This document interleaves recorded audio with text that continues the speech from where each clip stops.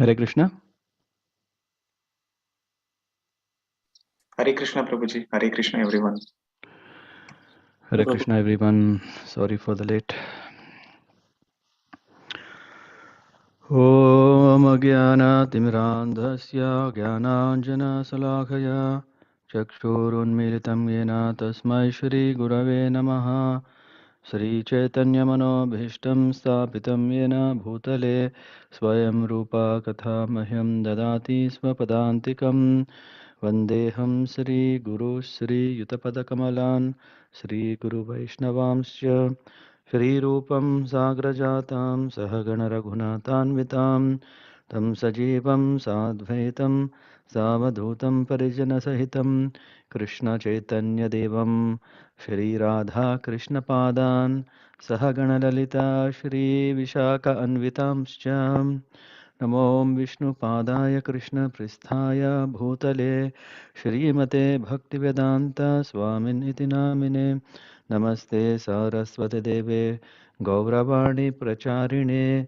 Nirvisesha Sunyavadi Pashyatyam Disatarine Vancha Kalpatarubhyascha Krupa Sindhubhya Evacha Patitanam Pavanebhyo Vaishnavebhyo Namo Namaha Namo Mahavadanyaya Krishna Prema Pradayate Krishnaya Krishna Chaitanya Namne Goratvishe Namaha He Krishna Karuna Sindho Dinabandho Jagatpate Gopisa Gopika Kanta Radha Kanta Namostute Tapta Kanchana Gaurangi Radhe Vrindavaneshwari Rishabhanu Devi Pranamami Haripriye Jaya Sri Krishna Chaitanya Prabhu Nityananda Sri Advaita Gadadhara Shivasadi Gaura Bhakta Brunda Hare Krishna Krishna Krishna Hare Hare Hare Rama Rama Rama Hare Hare. Hare Krishna to everyone. So, welcome you to the systematic study of Vedic scriptures. I hope everyone is doing very good.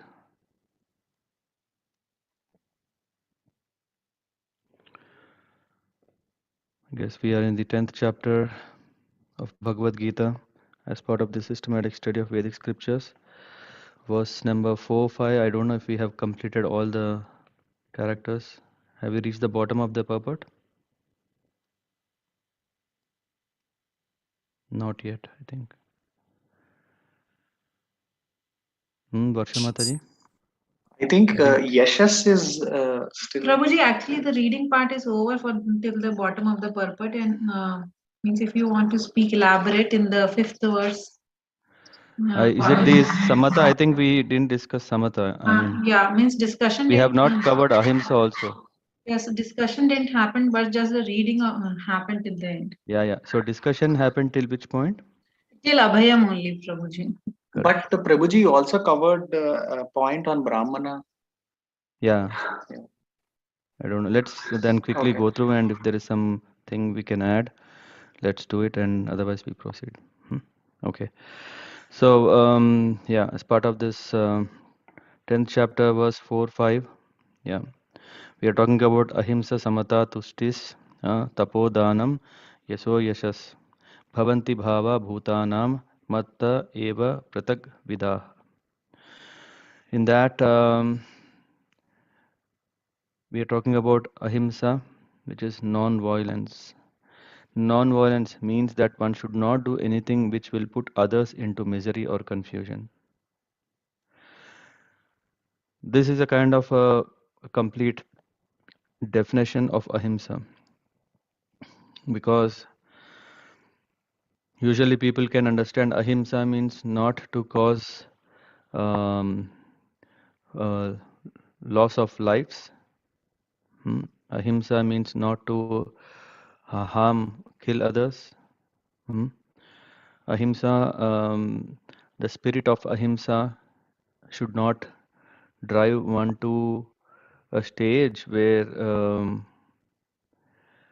one is even ready to, Stay silent when the need to raise hands and fight comes. It is a very pathetic situation that all over the world we see so many countries are equipped with so many powerful weapons. Of course, everyone starts saying that these are for self-defense. If someone attacks, then we will not wait. We will immediately shoot. That is the spirit of Kshatriya.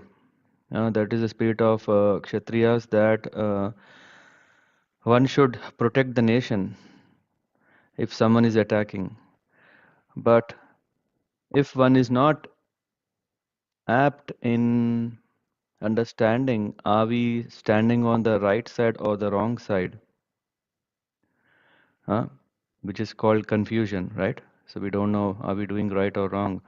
Or foolishly we think that, yeah, we are doing right. And then if one is attacking, that is considered as violence. Huh? And ahimsa means non-violence, that one should not do anything which will put others into misery.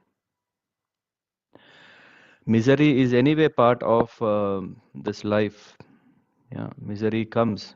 Uh, Maybe this is coming from the word miser, because we have a limited fund of resources in the material world. This is our understanding. And we think that because these are limited, let's be very conscious of using these things only for us. And in this, what we are doing is we are causing misery to others because of our miserness. Yeah. And then also confusion. Confusion obviously comes because we are lack of knowledge, of the real knowledge. When we don't have the real knowledge, whatever we are talking, whatever we are doing is anyway violence. Because only when we are dharmic, when we are religious, when we are really understanding the spirit of religiosity, and when we then act accordingly, first of all, there wouldn't have been any wars. But the wars are there because when one is thinking that no, becoming miser of his own comfort, greed of it, and in that way, this violence is taking. But even in that violence, because we are talking in Bhagavad Gita, where Krishna is asking Arjuna to raise above his weaknesses, above his lack of clarity, above his relations as priorities, but to stand for dharma. And that is what is religion. And that is what is true meaning of religious war. It is not that one just has the power now, and because they can quote one or two verses that, yeah, the Lord has, or the messenger of the Lord has asked me to fight, asked me to kill, I have full power, and then, yeah, that sometimes becomes quite fanatic and very, very corrupted understanding of religion. Religion means that which is the path to success. Huh? It is not by killing others one can become successful. It is only by punishing others one can be successful. Only for rectification. If at all we are punishing someone, the goal should be for rectification, for reformation. So, by killing so many people, one will not achieve that, because, first of all, yeah, the quality of balance, of pious, of unbiased, and all these things are required for Kshatriya. Then whatever we do is successful. Here we see that material activities that are promised by so many politicians, sociologists, philanthropists, and so-called religion leaders, etc., do not produce very good results because the politicians and philanthropists have no transcendental vision.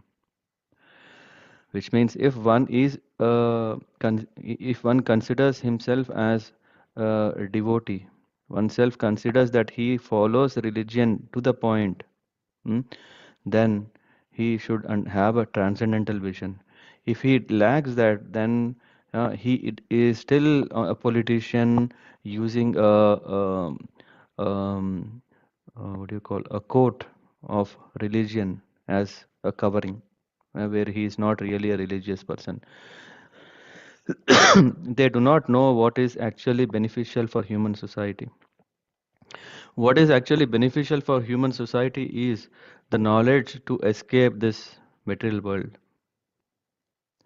Yeah, usually even as for a small piece of land, we are fighting so much that we think that this is mine. Why should I leave this land? But the real transcendental vision is to not be so much attached to this world, which is anyway not our home. We usually see so many conflicts, so many disputes, so many lawsuits going on, even between relationships, even between friends, between, yeah, at every level we see that because of this strong mm, seed that is inside our heart, which is telling that this is mine. And when we take the shelter of the transcendental knowledge and get the transcendental vision, we understand that this is nothing.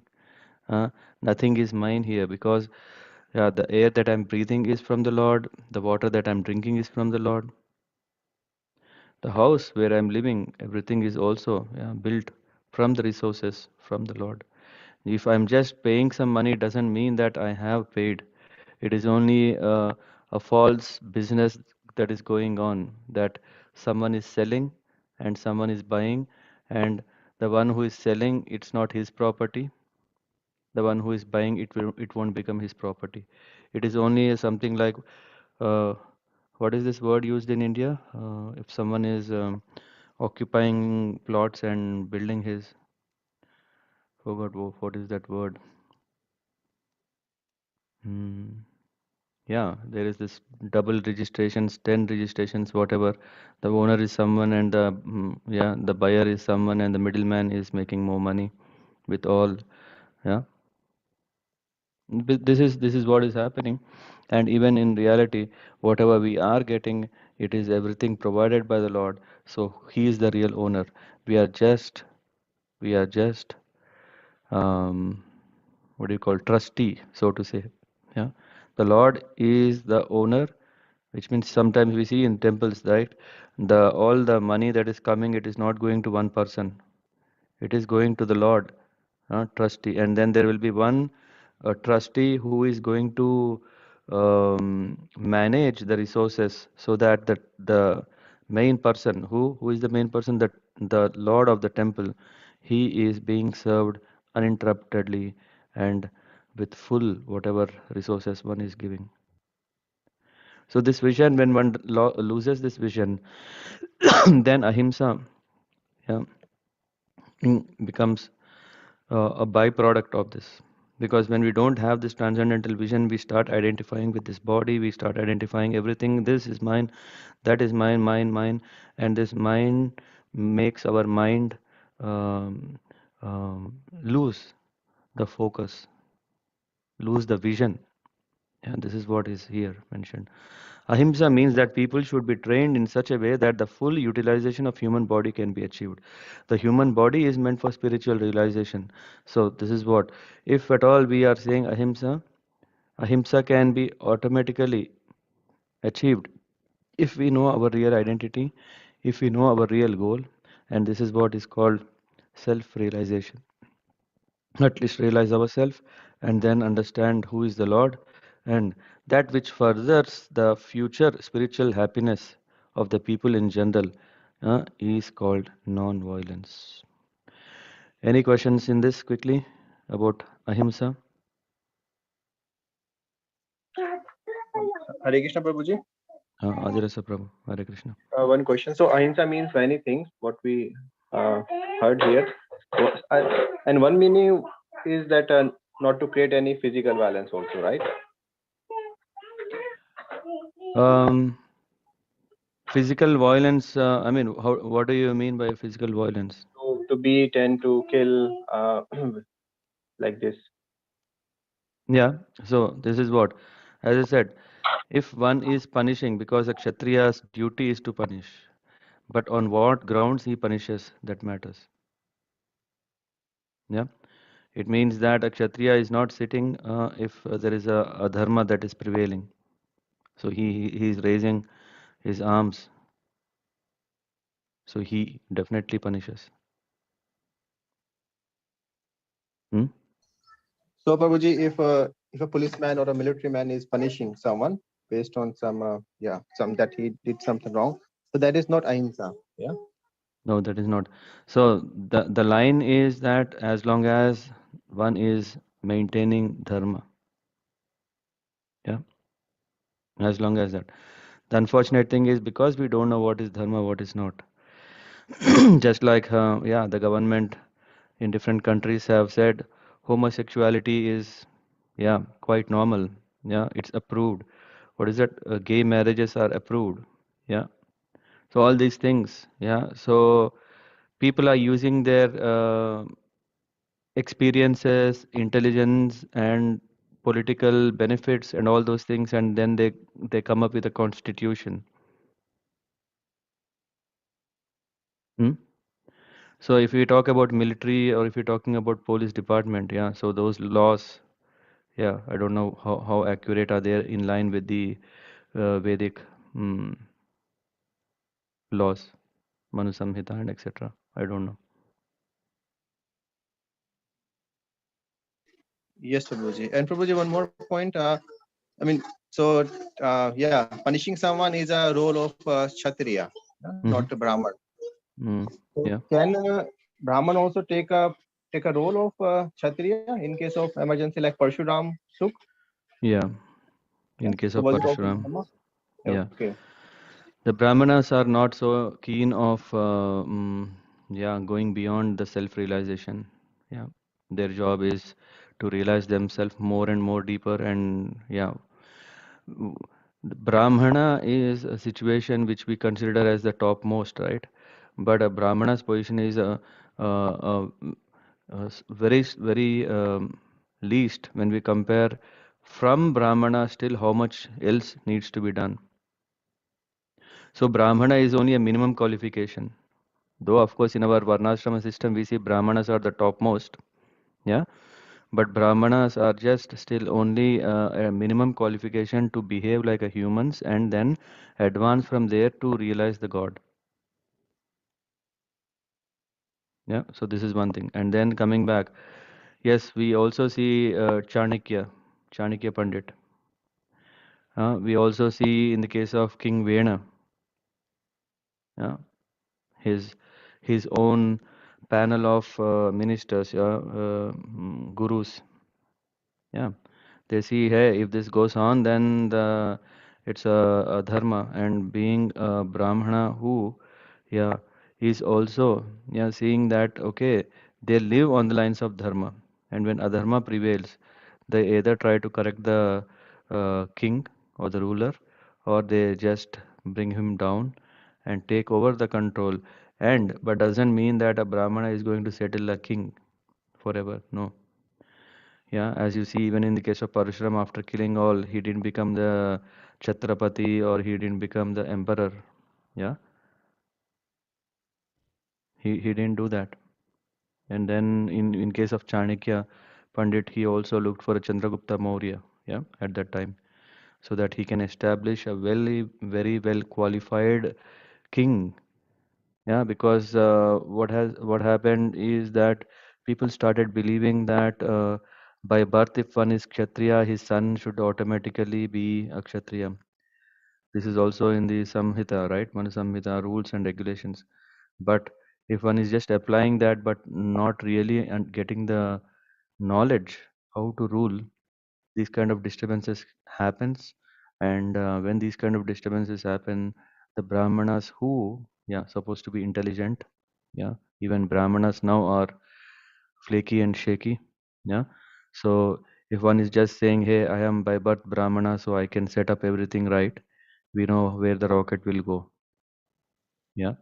So even that needs qualification, and that's how, because of unqualified Brahmanas, that's why the whole system is not trusting the Brahmanas, right? Because how can, so when we are seeing from the scriptures that, yeah, I mean, we'll come it later, I think, but we have so much trust in Brahmanas, and we also see that Lord Himself personally showed that we should offer our due respect. Yeah, but when it comes to assigning tasks, if they are on dharma or adharma, that is still the definition line whether who should really do, because that means he is developed by quality, not by birth. Yeah, Adiras Prabhu. Yes, Prabhuji, yes. Yeah, very nicely explained. Yes. Thank you, Prabhuji. Okay, yeah, thank you. Anyone else?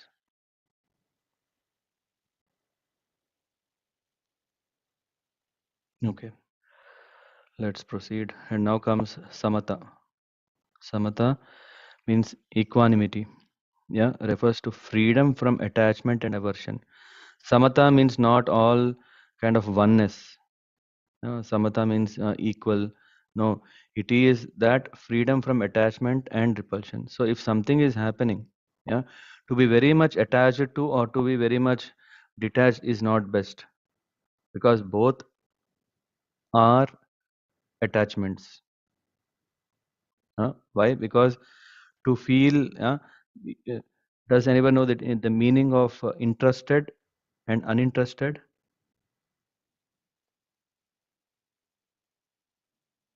Yep. What is the meaning of interested?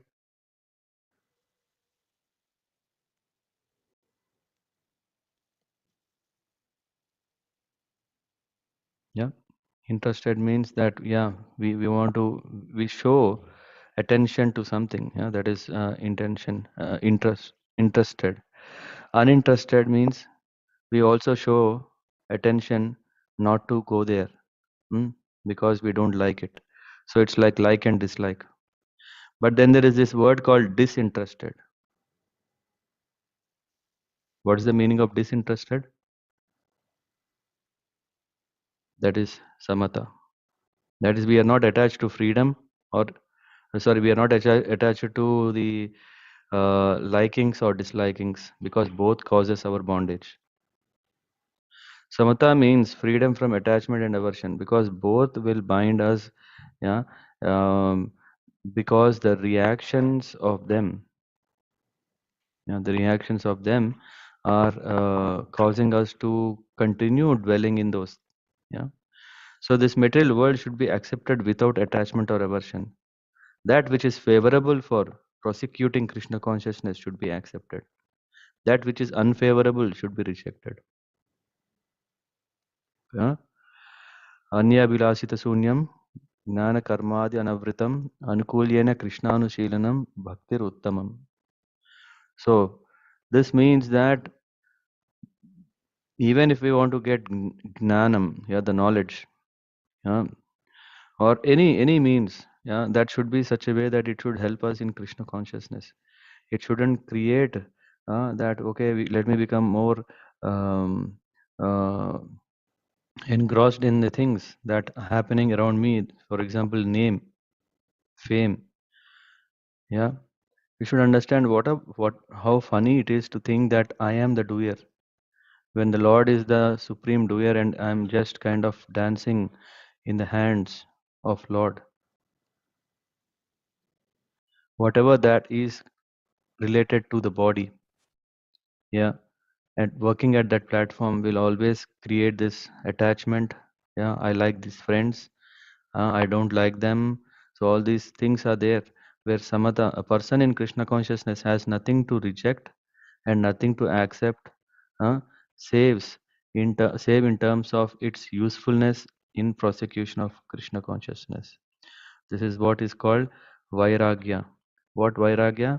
Vairagya means it is opposite of attachment. And what kind of vairagya? It's not like leaving everything, but very, very preciously using whatever assets we are gifted by the Lord. It could be a nice voice that we can engage in singing the kirtans of the Lord. It could be the art of painting that we can bring the mood, our attachment in service to the Lord by painting Him and His pastimes. If someone is um, a cook, yeah, so he can also make nice preparations for the Lord It's not that I give up everything. That is detachment. No, the detachment should be such a way that after detachment, what is the thing I should do? Usually, people want to detach because of fear. Yeah, we have a lot of fear. We have a lot of fear because if I have attachment and then if that is gone, then I have a lot of pain. So because of avoiding the pain, we want to detach. But that is again a very um, immature way of seeing detachment. Samatha means that not disturbed, to be stable, focus on work to be done. What kind of work? To focus on work of Krishna. Lord Chaitanya Mahaprabhu has appeared, and he has given a very big task because of so many of us fallen souls are not even knowing what, not even having a clue of what we are doing. It is just like hmm, on a stormy, windy day. Yeah, we know there is so much debris flying, yeah, plastic covers, and so many are flying everywhere. Not knowing aim, where to go, just waiting for the storm to come down. Yeah, so sorry to say, but we are also, yeah, as long as we are not yet completely purified, we are also carrying so much rubbish inside our mind, inside our heart, and we don't know which direction we are going here and there. But Chaitanya Mahaprabhu Sankirtan movement is so powerful that it is the cooling breeze favoring so that we can uh, ourselves, yeah, get rid of such kind of rubbish and be positioned nicely in Krishna consciousness. Any questions about samatha?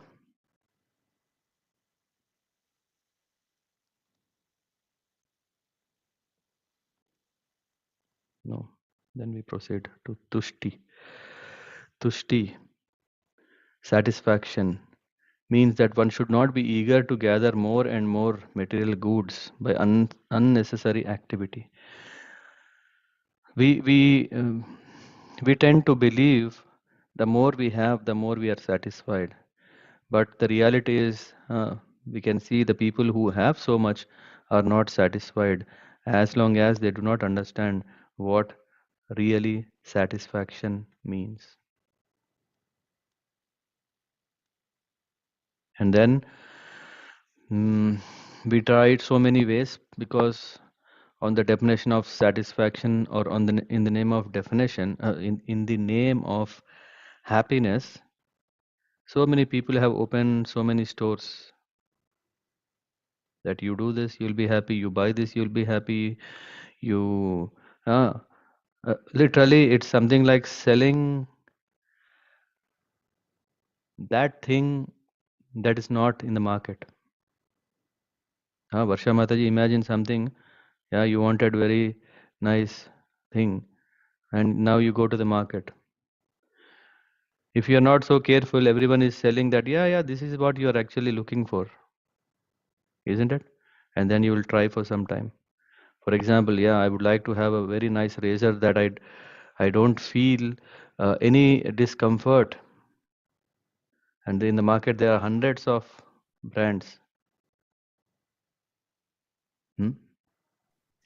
Yes, In Prabhuji. that way, so many, yeah. But in turn, it is inside that, yeah, you know that if um, this is the reality, when you accept it, yeah, that instead of getting cheated outside, if we know that this is the boundaries of happiness, then we look for what is there a way to get ultimate happiness is not in this world. Let me look into that. But till now, I think we have not gone to the boundaries of this world to understand that uh, there is no end for there is no hope for this real happiness what we are looking. That's why we keep trying and trying. Yeah. One should be satisfied with whatever is obtained by the grace of the Supreme Lord, and that is called satisfaction. Very simple again. Tapas. Yeah, I mean, satisfaction is clear. We go to the next one. Tapas. Tapas means austerity or penance. There are many rules and regulations in Vedas which apply here, like rising early in the morning and taking a bath. Oh my God, that itself can become a kind of a austerity, right? I mean, I'm very inspired by my father, yeah. So he, yeah, doesn't take anything until he takes a bath. He doesn't even drink water. Of course, it's not only my father. So many, yeah, that our previous generation have kept these very important values. But of course, now science comes. Yeah, you cannot do that. It will harm you like that, like this. In that way, we are not following the Vedic injunctions and think that something else we know, because now we have dietitians, nutritionists in so many ways who can tell, no, no, drinking early in the morning, empty stomach water can help a lot. So all these things, yeah, but still we can do the same thing by getting up early in the morning and also following the Vedic way of living. Sometimes it is very troublesome to raise early in the morning, but whatever voluntary trouble one may suffer in this way is called penance. So no one wants to get up in the morning. Yeah. If we take a poll, raise your hands. Who wants to get up early in the morning? Let me see. Let's also understand each other. Can you raise your hands? Who wants voluntarily to get up early in the morning? What time is that morning? Is also important.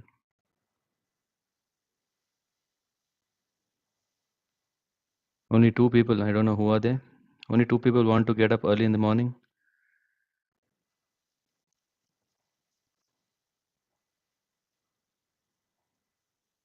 Mm-hmm.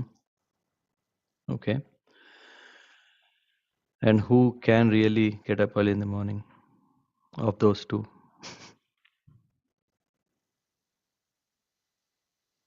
Yeah. Wanting is one thing. Yeah. Getting up is another challenge. Yeah. But yeah. So if we understand this is only for my own good, hmm? No one is benefiting if I'm getting up early in the morning. It's not that, okay, I have to do immediately engage in some services. They will benefit. But who is suffering? Oh, I am suffering. No, no, let me sleep longer. No, actually, this tapas is only for our own good. If we get up early in the morning, only we will benefit. No one has to uh, push us that, no, no, no, if you get up, I will give you $10. No, we are getting even more if we get up early in the morning.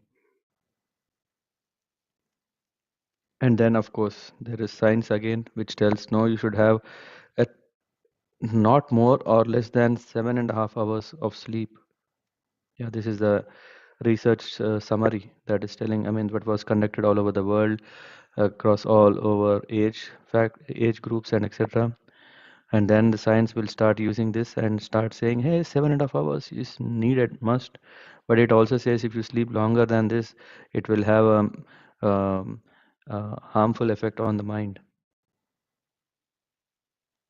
So people who want to take benefit of sleeping, they can use this and they say, hey, at least 7 hours. No, it is not more than 7.5 hours. Even if someone want to really, yeah, benefit of doubt and really don't want to take risk, so that one can have a very long, happy life. Yeah, not more than 7.5 hours. Yeah, what we should do, we should make it as a point. Yeah, we all should really think it deep, commit to it, that we will make sure that we don't sleep unnecessarily. Only when we need it, we sleep. Just like we say that food is something that is needed, then we eat. Yeah, but because we also enjoy the taste of food, we overeat sometime. Similarly, when we sleep, we are thinking, oh, body is getting rest, I'm getting nice dreams. No, but if we discipline ourselves, focus on real world, not in dream world, then what can happen is we we regularize ourselves from 7 hours, and maybe after 1 month we come to 6 hours, and after 1 month, yeah, we come to 5 hours. Our body is so smart, and yeah, it can adjust. It's not like, okay, that is minimum needed. Yeah, this is could be for people who are very much engrossed in material comforts. For them to go and work so hard, at least 7.5 hours is required. Yeah, I think to do a peaceful japa, which gives also strength. I don't think, I mean, I don't know, of course, I can speak like that. It is my opinion, I think. Yeah, so one can check mm, how much hours is really needed, and yeah, make a line and follow that, and which is a penance.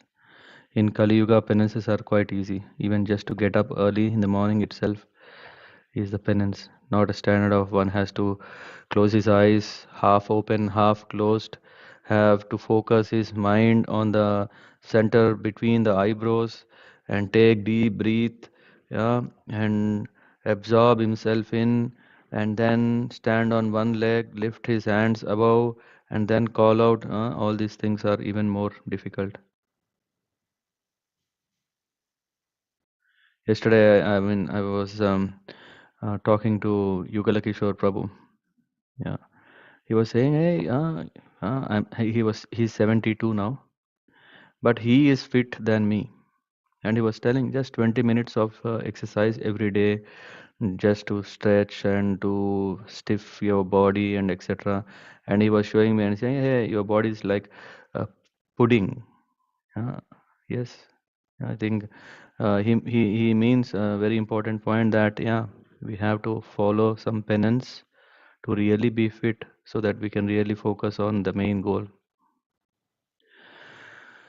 Similarly, there are prescriptions for fasting on certain days of the month. One may not be inclined to practice such fasting, but because of his determination to make advancement in science of Krishna consciousness, he should accept such bodily troubles when they are recommended.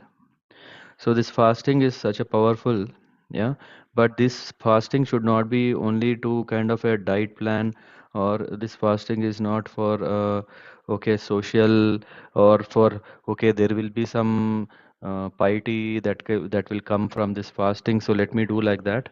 So no, but it has to be that we are fasting at the same time thinking what is the purpose is to advance in Krishna consciousness.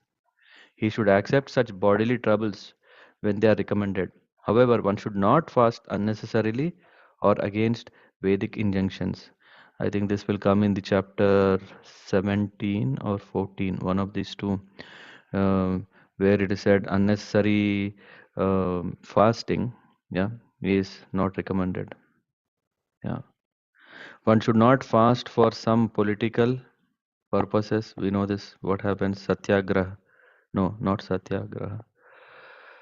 Nirahar Diksha. Yeah, so for some political gain, uh, that is described in Bhagavad Gita as fasting in ignorance. Yeah, so we are talking about chapter 17. And anything done in ignorance or passion does not lead to spiritual advancement. Everything done in the mode of goodness does advance one. Uh, however, and fasting done in the terms of Vedic injunctions enriches one in spiritual knowledge. Any questions for these two, Tushti and Tapa?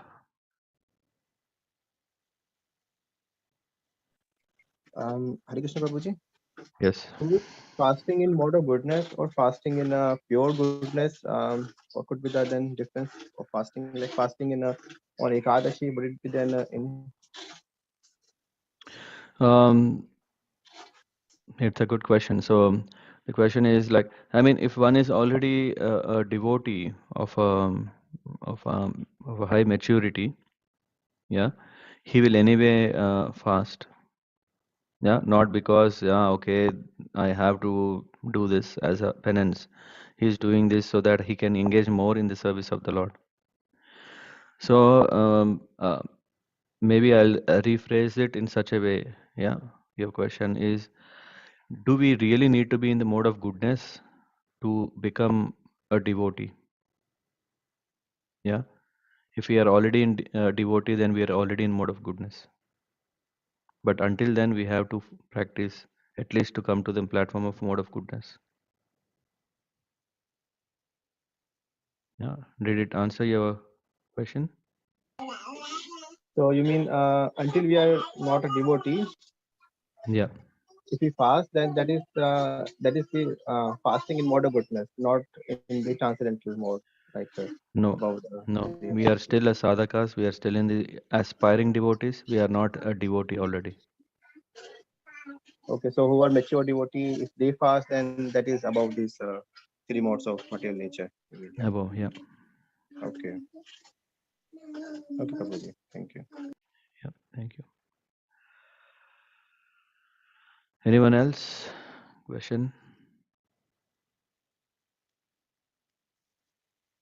Now comes a very important point about charity. Dana.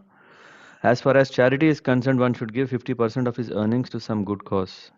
And what is a good cause? It is that which is conducted in terms of Krishna consciousness. That is not only a good cause, but the best cause. Because Krishna is good, his cause is also good. Thus, charity should be given to a person who is engaged in Krishna consciousness. This appears to be quite a fanatism, yeah, because how can you differentiate like who gets and who doesn't get? Charity should be so general, huh? Yeah, we should understand that charity means giving something without expecting a return. First of all, that is important. And not only that, to really give what people really need. Huh? Adirasa Prabhu, I like to give you a very nice car, but this nice car uh, doesn't work at all. For me, it's very nice. For you, it's useless. Huh? What is the worth of that charity?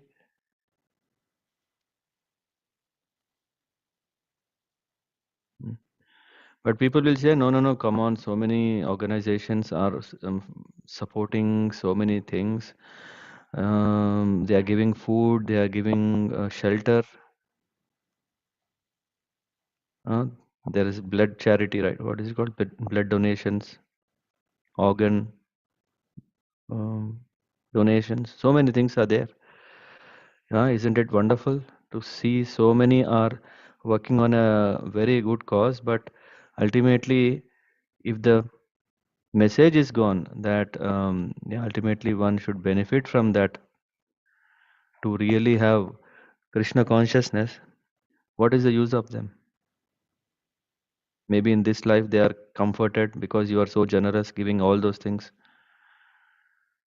In next life he is indebted to you because you have done something for him. To repay he has to appear. And not only that, he still is on a karma platform. He is still on a karma platform because he got good, he has to do good. He got bad, he has to yeah, do bad.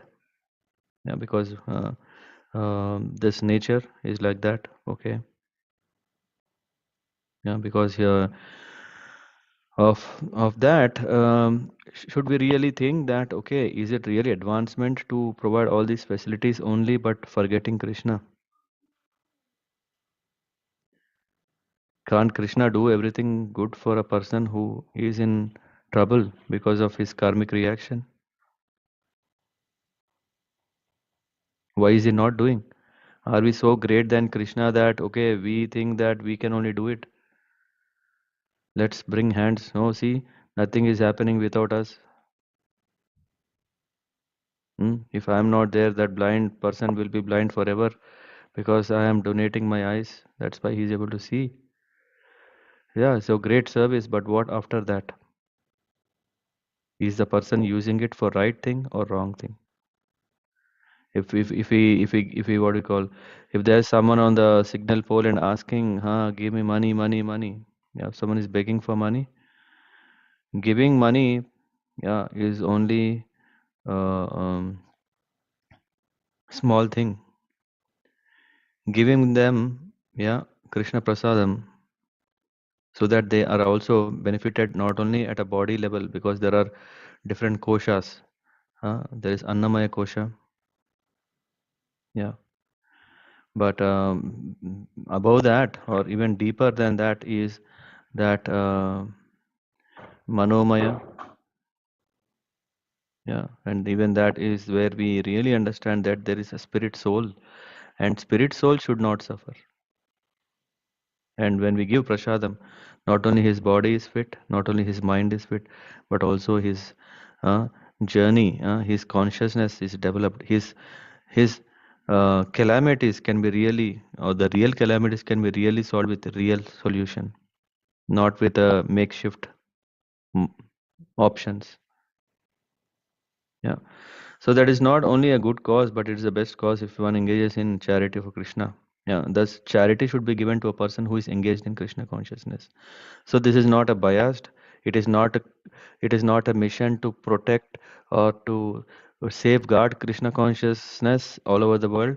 No, it is not only. It's not a selfish interest.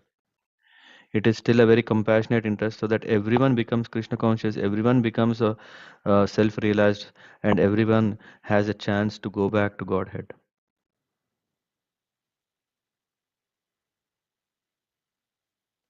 According to Vedic literature, it is enjoined that charity should be given to the Brahmanas. This practice is still followed, although not very nicely in terms of Vedic injunction. But still, the injunction is that charity should be given to the Brahmana. Why? Because they are engaged in higher cultivation of spiritual knowledge. Huh? Is it not condemned? Varsha Mataji, when someone is giving donations to a Brahmana, they say, hey, why are you doing like that? It's a caste feeling. Hmm? Everyone, there are so many philanthropies. They say there is a beggar who is on the steps of the temple and no one cares him, but all the money goes to the Lord or the Brahmanas. Yeah, Hare Krishna Prabhuji. Yeah, true, Prabhuji. But giving charity is so much ingrained in the culture to Brahmana that any festival or anything, it goes automatically. And on the other hand, what you're saying is also true. That yeah, the people who are running NGO or for different other causes, for them, yeah, this definitely feel like misfit. Yeah, Yes. there are two reasons for that. One reason is that the so-called Brahmanas are not using for the real purpose. And the second thing is the so-called people who comment or condemn this is because they see, hey, if Komal Prabhu has 100 rupees, and if he is giving 100 rupees to Brahman, then he will not be able to serve my mission. So in both ways, he feels more against, and this is called quality. I mean, this is envy of the on the system, that we say, hey, when I am not benefiting, when so many people who needed are not benefiting, what kind of system are we in? Let's break it. Yeah, we have this Baba Sahib Ambedkar. No, what is it? Bhimrao Ambedkar, sorry. Bhimrao Ambedkar. Yeah, he saw that on the name of religion, so many bad things have been happening. And then there is this, what is it, Gandhi, Harijan. All these things, why? Because of misusing, not understanding. When so-called Brahmanas who have not developed the spirit of Brahmanism. Brahman means not just to do day 3 times a day Gayatri. Brahman is not the one who is just attending or going to a temple and serving the Lord hmm, superficially. Because in the Vedas we know, how to do it. Just like um, how we are using a switch and a light. We are not studying everything to really know how everything is working, but we're just using and it's working. That's okay. In that way, we are still, in a way, less intelligent. And when the so-called Brahmanas, when they are mucking up all the Vedas, and when they are playing back whenever it's needed, yeah, that is not true Brahmanism. Yeah. And when people see such Brahmins, the society obviously thinks that it's injustice in the name of religion.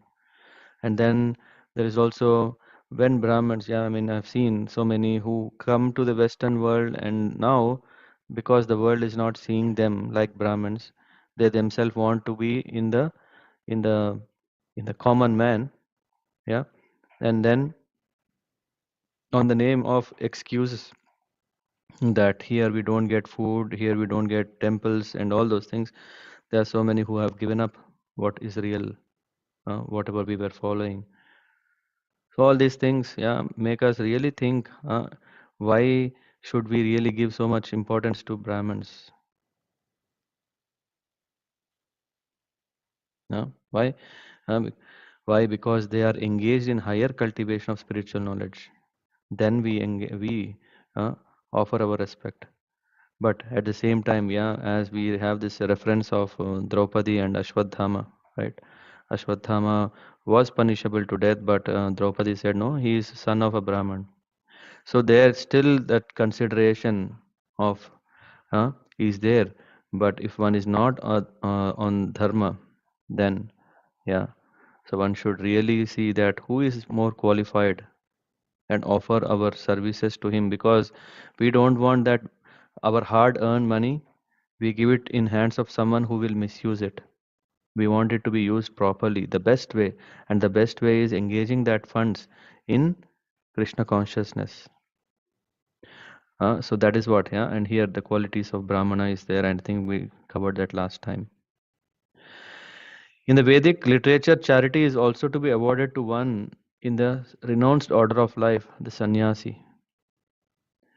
Mm. The sannyasi begs from door to door, not for money but for missionary purpose. We should not see this begging as a very cheap thing, because everyone is begging now. So due to which we do not appreciate the the value of begging. But here we see that when a sadhu is coming, when a sannyasi is coming, and he is asking, first of all, he should not ask. Yeah, everyone should be very willingly give him everything, because after all, what we get from their association is uncomparable to what we are giving in material ways, material terms. The system is that they go from door to door to awaken the householders from the slumber of ignorance. This is the best gift we can get, the best blessing we can get, because we want to advance, but we are stuck in somewhere. And when sannyasis come, yeah, they are coming only for our benefit. Because the householders are engaged in family affairs and have forgotten their actual position, purpose in life, awakening their Krishna consciousness, it is the business of sannyasis to go as beggars to the householders and encourage them to be Krishna conscious. And as it is said in the Vedas, one should awake and achieve what is due him in this human form of life. Yeah, this human form of life is precious. Whatever we do, we don't miss this flight. We do it in this trip. This knowledge and method is distributed by sannyasis. Hence, charity is to be given to the renouncer of life, to the brahmanas, and similar good causes, not to any whimsical cause. It's not like if I donate, my name should be in stone for next 500 years, next 1000 years. Yeah, if anyone comes there, they should know that it is I, my cause. I am so great person because of me, my greatness. This is happening. No.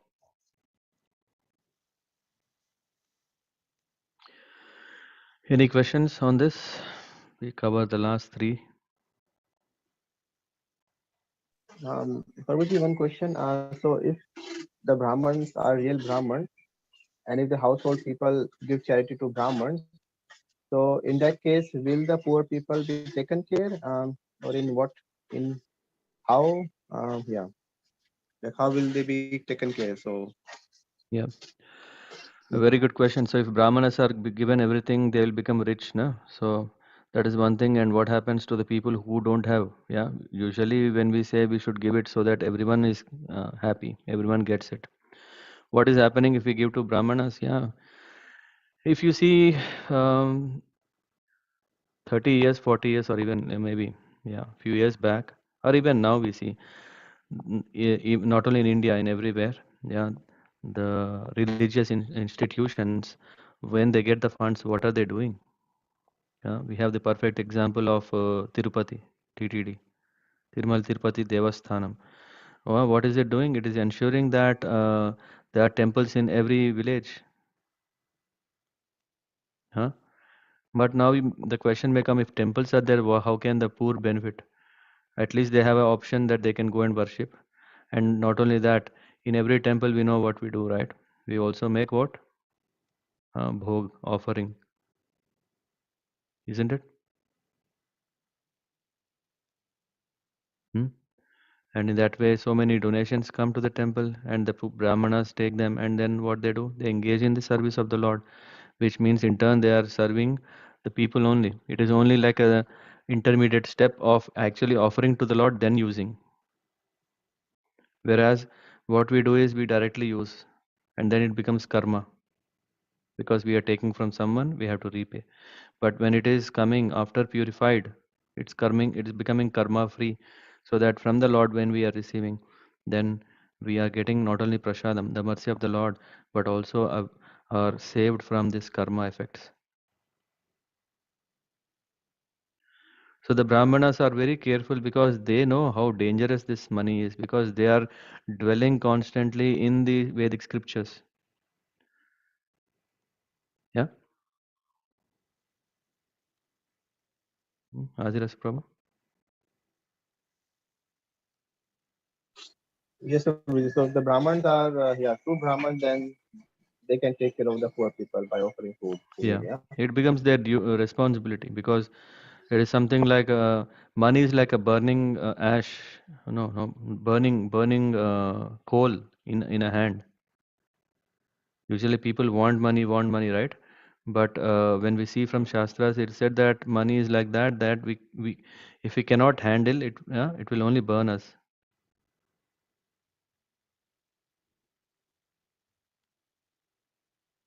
Yeah. So with that understanding, a sadhu, he knows that nothing is his and everything is for the service of the Lord. So he tries to gain everything, not for himself, gain everything for the good cause, so that he can, first of all, if one is giving such a charity to a sannyasi or a Brahman, yeah, that develops a habit of detachment. Yeah, because just imagine, if I'm getting a lot of money, we always think, oh, it's my money, it's my money, it's my precious, and I want to keep it with me. Yeah, charity is the opening. Uh, it opens the door to what? It opens the door to God realization. Hmm? It's a kind of a weight loss program. Yeah, not the weight loss of the body, but of the mind.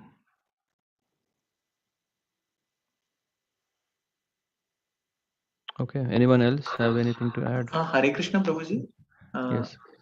So in general, in the past, sometimes we have donated charities to blind schools, orphanage, and old age homes. So if we know the NGO personally, so I think it should be okay to donate money or some food or clothes. Yeah, try to see how you can make it spiritual. Even if you want to give those NGOs, see if they can benefit not only to that limit, but more than that. Hmm. Yeah. So, yeah, yeah. Now it's up to your intelligence. How do you want to plan? Is it only through money to Mhm. support, or maybe, yeah, um, like how we can give Krishna to them? That should be the vision, even to Okay. NGOs. Okay, Prabhuji. It's like offering, maybe preparing prasadam and then Yeah, distributing that is one it. very nice. Like if someone is saying, okay, because such organizations need food, yeah, but then we say that, how can they get prasadam?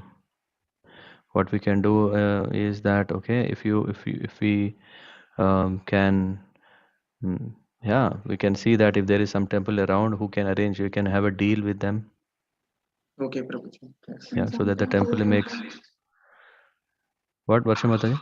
Sorry, Prabhuji. No, the temple can make a deal, right? Because temple is, and as Adirasa Prabhu was asking, okay, what will the Brahmanas do after getting money? Yeah.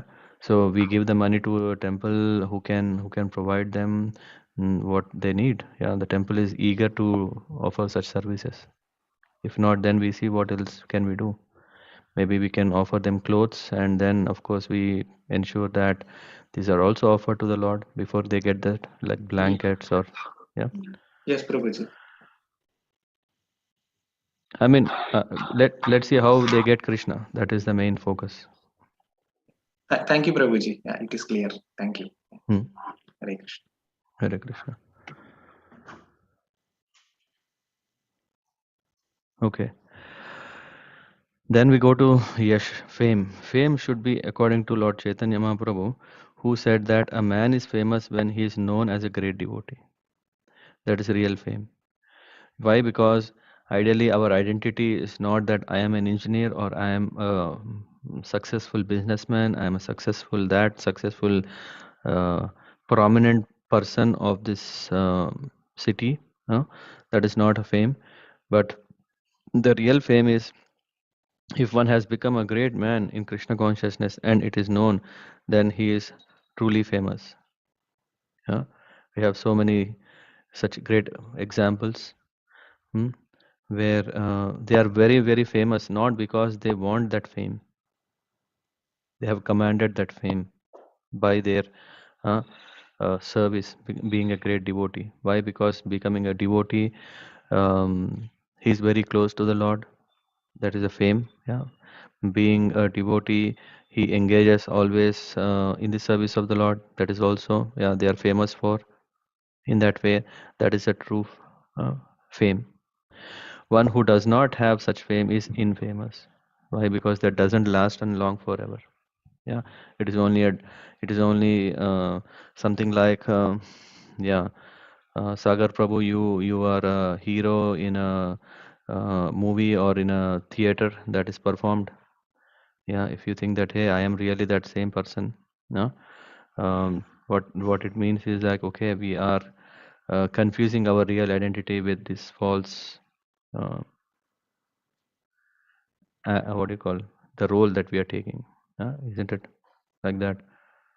So we we are feeling that we are famous at least in something. This is something like what do you call, hey, what rank have you got? I got first from the last. That is also nice, it's famous, at least some. uh, I, I, uh, I see it very funny that in international schools in India, in a class where there are like 30, 40, or maybe 50 kids, I think, almost most of them, 50, I mean 30 people will get something or the other medals or titles or certificates saying, hey, you are good at this, you are good at that. Hmm. So in nowadays it was like only three positions were there, and after that, yeah, okay, one is really fighting for that. Now to make everyone happy, not only the students but also their parents, to make them happy. Now so many ways of yeah, making them famous for small thing. Yeah, it looks like oh appreciation. Yeah, it's nice, right? It's so nice that everything is appreciated.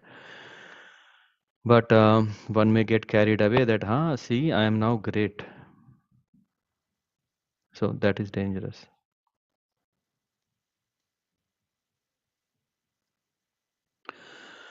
Okay. Of whatever we find good or bad, the origin is Krishna. Nothing can manifest itself in this material world which is not in Krishna. That is knowledge. Although we know that things are differently situated, we should realize that everything flows from Krishna. This is actually telling us, I mean, next two, three verses are still telling that Lord is so much unlimited that it is impossible to know him. Yeah, if you read the verse before. Oh, I don't have internet. No. So here he says, the Supreme Lord said, listen again, because you are my dear friend, again the qualification, for your benefit I shall speak to you further. And then Neither the hosts of demigods nor the great sages know my origin or opulences, for in every respect I am source of demigods and the sages. So the Lord, he is saying that it's not possible for us to understand how great He is. It doesn't mean that He is not great. He is so great that we can't appreciate His greatness to the topmost. He says, He who knows me as the unborn, as the beginningless, as the supreme Lord of all the worlds, He only, undiluted among men, is freed from all sins. So only if we have this understanding, then only we can be free from sins. And then these are the qualities. And then sixth and seventh are also telling that the seven sages, and before them four Kumaras, yeah, and Manus come from me, born from my mind, and all living beings populating the various planets descend from them. Yeah, so just that we may not think that hey, Manu is the origin of everything, right? Manu Praja, Manu uh, in every Manvantar, yeah. So who comes from Lord Brahma, he still has a source. One who is factually convinced of this opulence and mystic power of mine engages in unalloyed devotional service.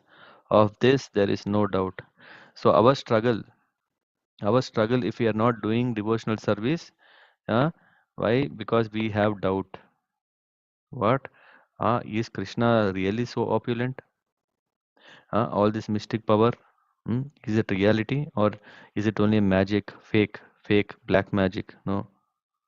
When we understand that everything, all the above verses are true, then we have no doubt to become a devotee.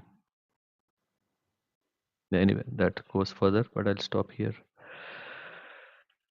Thank you very much. Any questions? Chandana Mataji, thanks for joining. How do you find? Do you feel any inspiring thing that you want to share, or if you have any questions?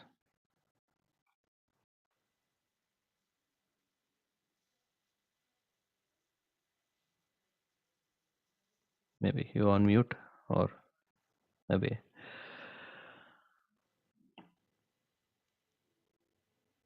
Okay. Anyone else? Radhika Mataji, Komal Prabhu, Perumal Mataji, how are you doing? Any questions in today's session? Hare Krishna Prabhuji. We are doing good, Prabhuji. Very nice.